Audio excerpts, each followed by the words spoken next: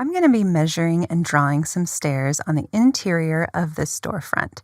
So to get inside, I need to open my layers window and turn off the roof layer. Now I've already drawn a landing and my desired starting point for the stairs, giving myself enough room to walk in the door and up the stairs. However, I don't know the rise and the run measurements of my stairs yet, so that's what I need to measure here. And to do that, I'm just simply going to get my line tool and draw a line from the starting point of my stairs straight up that blue axis, and I'm going to hit the up arrow key so that it locks to that blue axis, and I'm going to hit right here at the bottom of my landing. That's where my top stair is going to meet. So I'll click and release there, and then this is going to be a measurement for my run, so I'll click and release here. I can hit the spacebar to release that line, and now I need to figure out the length of each run and the length of each rise. I'll start with the rise. I'm going for about a 7-inch rise and an 11-inch run for each step. So to do this, I'll use the divide tool. I can right-click on the rise side and choose divide. And now I'm presented with these little red grips, and I can hover for a moment and it will tell me the length of each new segment. So right here, I'm going to have 9 segments and they're each going to be almost 7 inches, and that's what I'm going for. So I'll go ahead and click and release to set that. And it looks kind of the same as it did before, but now as I select them, I can see that there are new segments created.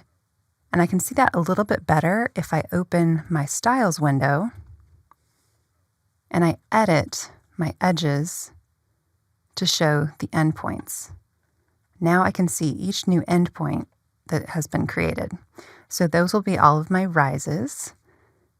And now I need to measure my run. So I had 9 segments here, and I need to have an equal amount of segments on this side. So I'll right-click and choose divide, and I'll hover until I have 9 segments. And that works out. I was going for about 11 inches. That's 11 and some change. So I'll go ahead and click and release, and now I have 9 new segments. So my stairs aren't going to come all the way up here. I just need this segment and this segment to create a stair step. So I will go ahead and delete, I'll get my eraser tool and erase these 2 here. And this is going to become my first step. So I can select here, hold down Shift, and select this one as well. Now, my steps are going to be repeating elements, so I want to make sure that I create them as a component. So I can right-click and choose Make Component. I'll name it Stair, Create. And now I don't really need the rest of these, so I can just triple-click 1, 2, 3, and hit Delete, and 1, 2, 3, and hit Delete. And this is going to be my first step. Using the Move tool, I'll move it right back down that blue axis to meet up with the bottom of my staircase. And now I can develop this one right here.